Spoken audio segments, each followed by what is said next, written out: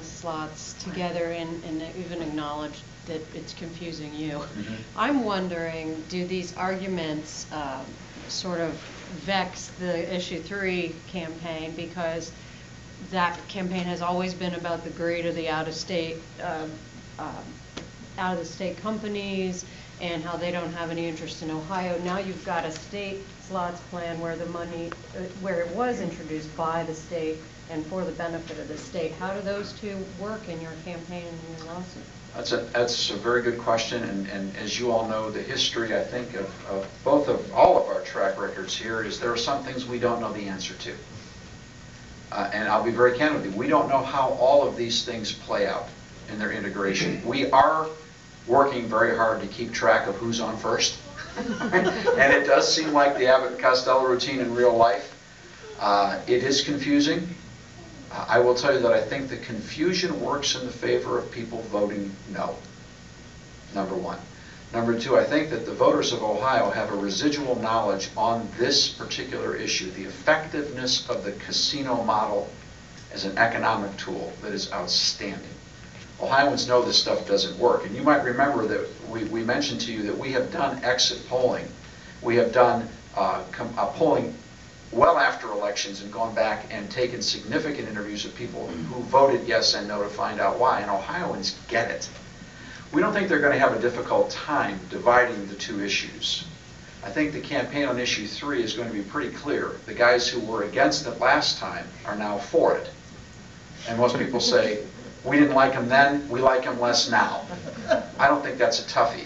I think in this regard, the strong point of the public appeal on this particular project on the lawsuit is simply the overturning of 2 constitutional provisions in 4 elections. I don't think people who have cast 10 million votes in this state appreciate their votes being overturned. Now, it may be that somewhere down the line they would agree with this policy. I doubt it, but that would be projection on our part. We're quite certain they're not happy about the way this is going on and really the loss of the rule of law. Please, Senator. I'd like to add to that. I think that a lot of voters in Ohio are getting teed off. And they're just saying, what arrogance. We've spoken, and we've spoken, and we've spoken, and we don't want this, and yet you continue to promote this in our state. And I think that many of them are unhappy with what the state legislature did. It wasn't brought up through the regular process. They kind of stuck it in, at the last minute. And I think they're very upset by that. And I agree with, and even as I say, even those that are supportive of gambling in the state or casino gambling are upset at the way this thing has been rigged. Here we go again. Put a monopoly in the Constitution of our state. Other states that have got into this, they've opened it up for competitive bid. The legislature has dealt with this, straight out, above board, no hanky-panky, no monkeying around. And so I think that we've got people that are upset because of the fact that they rejected it and that somehow they don't get it. And second of all, even those that feel that it's something that that is good public policy or believe that the way they've set it up again is not the right way to get the job done. So I think we got an appeal to both sets of voters out there in the state. Bill, you have a question? Yes. There are 2 separate but related issues. On issue 3, do you anticipate that your campaign against it will be allied with the gambling interests that are opposed to it this time?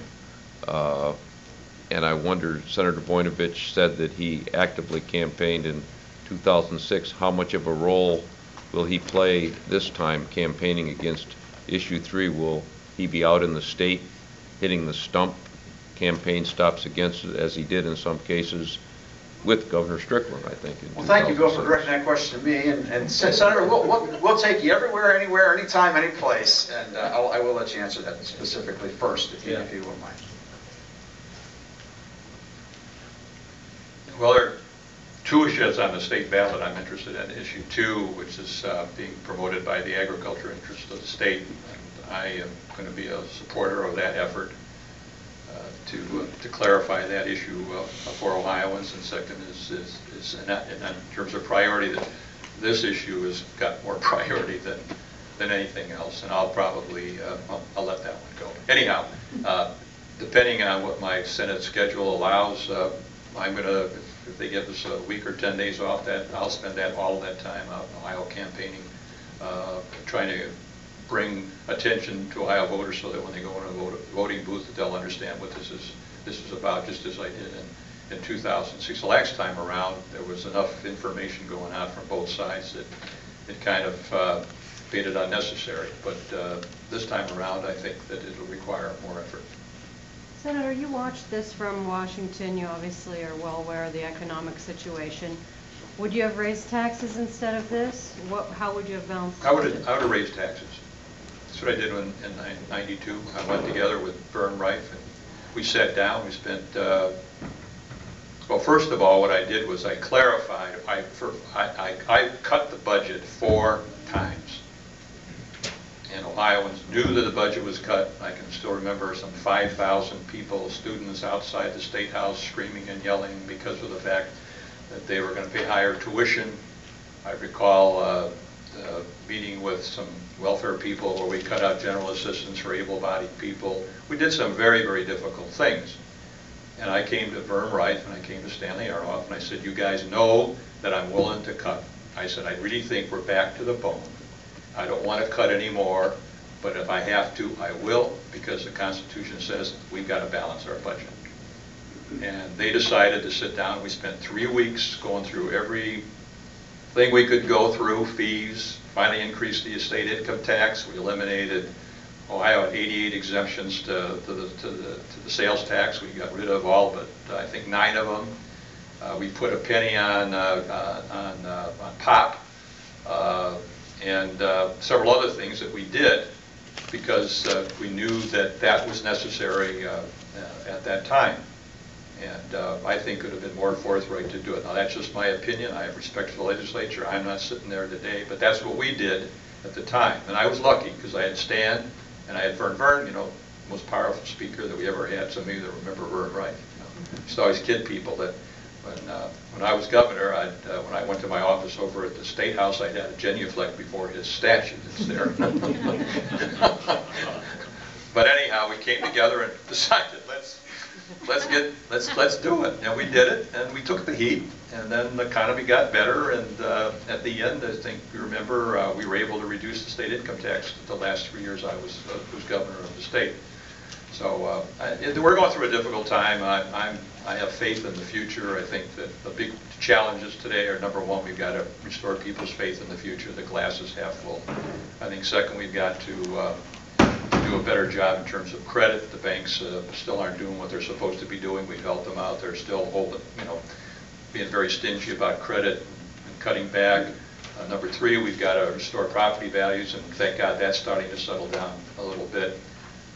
Number four, I think we've got to think of ways that we can create an environment where people are going to be more interested in investing in the future. And last but not least is to make sure that people don't fall through the cracks. There's a lot of people today in our state that are just good, solid people that just find themselves out of work and they're really up against it. And I think we have an obligation to do everything that we can to try and keep those families together. Now you're doing the same thing all over. We're reaching out and trying to make sure they stay together and get through this period so they get back on their feet. But I have faith in the future. I think things are going to be better 2 to 3 years from now. And some of the things you might have to do. Jim Rhodes at the time put on an increase. Remember, Bill, on the sales tax.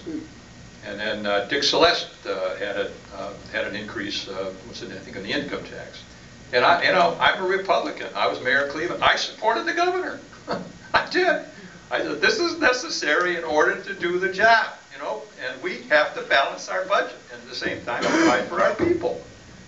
So, but again, I'm not there. It's very difficult to put somebody else's shoes on and know what they're going through.